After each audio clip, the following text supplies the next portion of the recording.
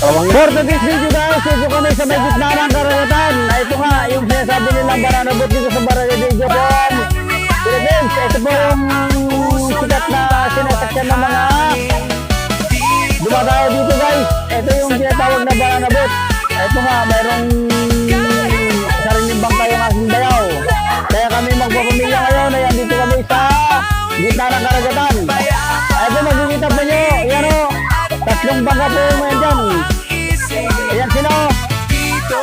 May mga kundi yan, mga banana boat din yan. Hindi ko tawagin. Ayan sila. Yan po sila ay sumakay dyan sa banana boat na yan. Nag-arkila po na sila dyan. 1.5 kada isang tao. Pero yung mga yan